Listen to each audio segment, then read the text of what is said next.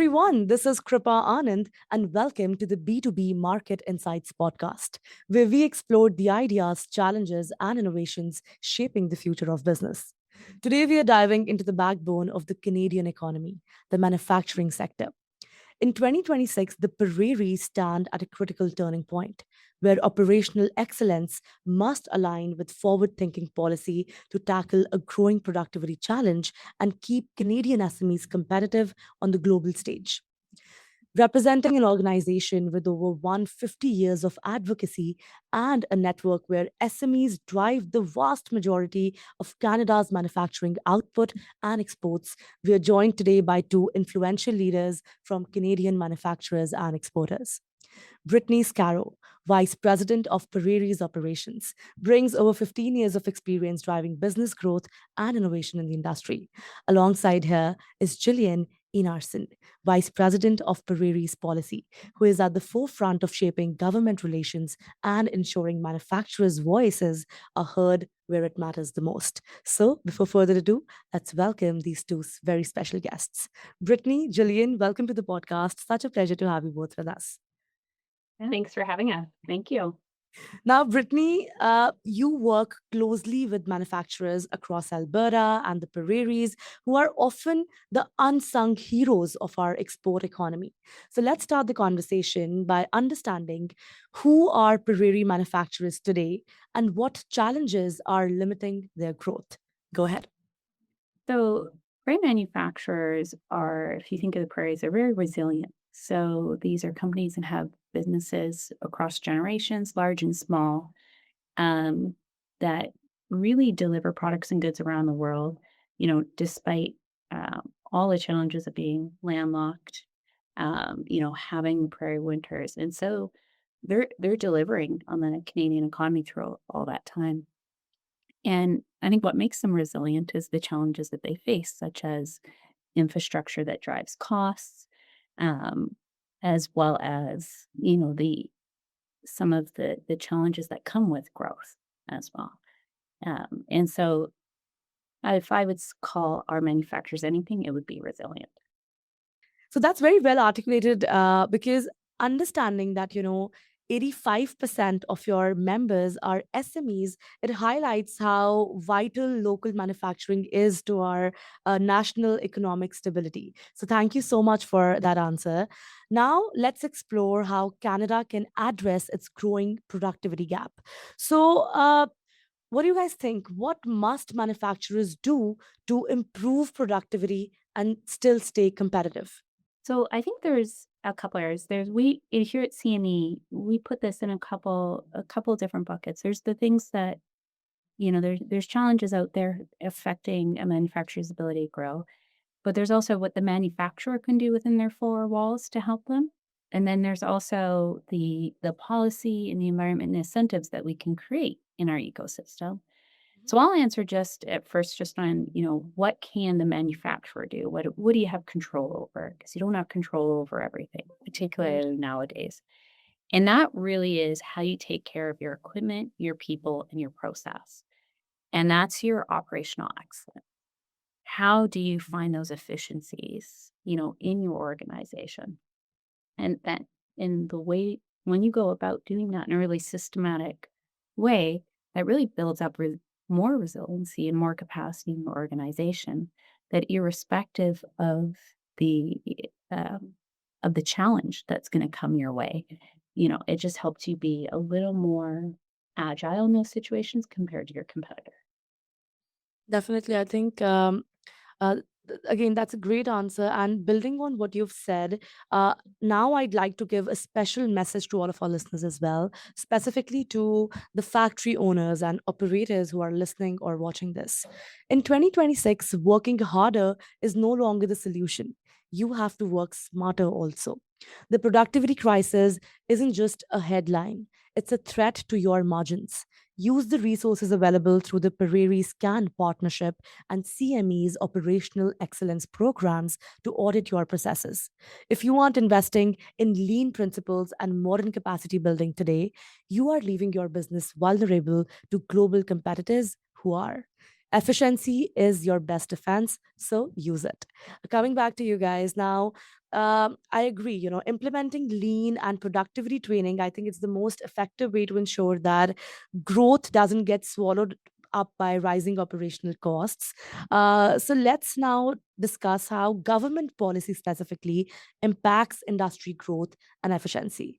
Now, coming to you, Jillian, from the policymakers' perspective, what should policymakers do to better support the manufacturing sector, according to you? Go ahead.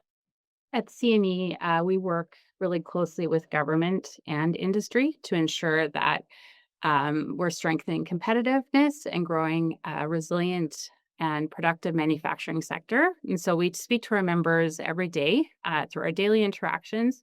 And we also do consultation sessions where we understand their issues and opportunities for growth. So we have developed provincial strategies across the prairies to do just that, informed directly from our manufacturers on the shop floor and providing a shared roadmap for action between government and industry.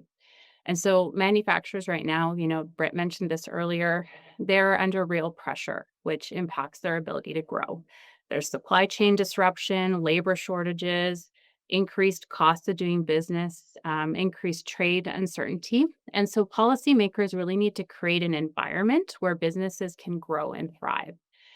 So one of the things they can do is addressing the workforce gap. Labor shortages are a major constraint for manufacturers across the prairies. There needs to be better alignment between skills training, immigration, and building that talent pipeline. Boosting competitiveness of the business environment and retaining investment is really important, supporting investment and growth, and then also removing red tape and improving regulatory efficiency is really important. So, something that we're advocating for is developing a centralized regulatory support hub for industries so to make it a little bit easier for them to navigate provincial and federal regulations. I think what you've said, aligning government policy with the actual needs of the shop floor, I think it's the only way to create a truly resilient manufacturing ecosystem. So, thank you so much for shedding light on that.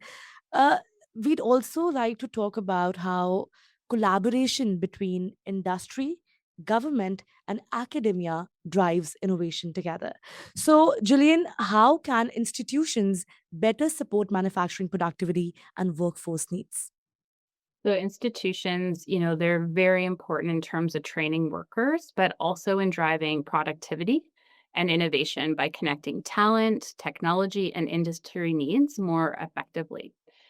So institutions can be more connected to industry, where post secondaries and research centers can co create solutions with manufacturing, helping them to adopt technologies faster as well as making it easier for companies to adopt that new technology with more accessible innovation hubs where manufacturers can try automation and advanced tools before making those big investments within their own businesses. Training also really has to match what employers need. So, programming should be built with industry so that graduates of those programs are job ready with the Mhm. skills that manufacturers are looking for. So it's important to build that manufacturing pipeline at every stage. Early exposure to manufacturing careers is important, more co ops, apprenticeships, and flexible upskilling so that workers can keep pace with new technologies. Definitely, I think stronger collaboration between schools and factories, it ensures that the next generation of workers, it arrives with the skills the industry actually needs and is looking for. So that's great. Finally, I'd like to now explore how CME's programs and events are building future workforce capacity. So, from your perspective, Brittany, what value do CME training events and membership offer manufacturers out there? Yeah, well, CME has a really unique model in our training. We don't really consider ourselves trainers. Anything in our programming in around operational excellence, this is all programs or content that we feel every manufacturer should have their version of, and they should be able, it should be part of their normal training when someone comes to start to work to them for them. Mhm. And so our supervisory leadership, our lean problem solving, our equipment care reliability, our model of assessment. uh, awareness training, toolkit training. So, kind of learning a little bit more about those things, sets a manufacturer up to build that capacity in their organization and then build that, that skill in those champions in their organization that then internalize it. And in our model, we have local facilitators that work with the company over years to help them as well, combined with networks and peer councils where CME facilitators connect them with others doing the same thing so they can learn as they go. Wow, I think providing a platform for manufacturers to learn from one another is what turns a fragmented sector into a powerful national network. So that's great to know. I'm loving this conversation today, and definitely we'd love for you guys to be back, hopefully for a deeper discussion or for an in-person episode that we do the next with you. But for now, before we let you go, if there's one final piece of advice that you'd want to leave with our listeners, specifically manufacturers who are facing rising costs and red tape, if you guys could whisper one thing into their ears, what would you say and why? There's the two halves of kind of being both the voice, having your voice heard, and then also what you can do. And I would say, I would whisper one thing on what a manufacturer could control is just start with process improvement. Set your staff up to deliver on process improvement. It's, and just start with what you can control. And I think then on the next point, it would be um, Yeah. So I think part of it too is you're not alone, right? Join a network, join a community. CME, we're a community of manufacturers across the prairies.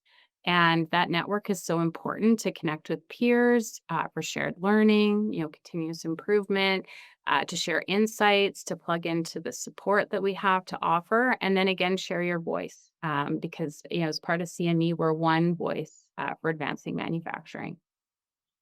That is indeed a great reminder that you don't have to face these industrial challenges alone when you have a community behind you, right? So, thank you so much for that reassurance and for doing what you're doing. And kudos to everything that you're doing, and so much more power to the both of you. Thank you so much for joining us today. Thanks Thank for having you. us on. All right, that was Brittany Scarrow and Jillian Einarson from Canadian Manufacturers and Exporters. A vital masterclass in how operational excellence and smart policy can solve the productivity crisis and power the prairies forward. To all the listeners, thank you so much for tuning in to the B2B Market Podcast. Be sure to subscribe and visit b2bmarketinsights.com for more such resources. And before further ado, I'd also like to tell everyone that we have launched our foundations as well. So we will put all the links in the description below. But stay tuned for the next episode, and I'll see you guys in the next one. Kripa Anand signing off.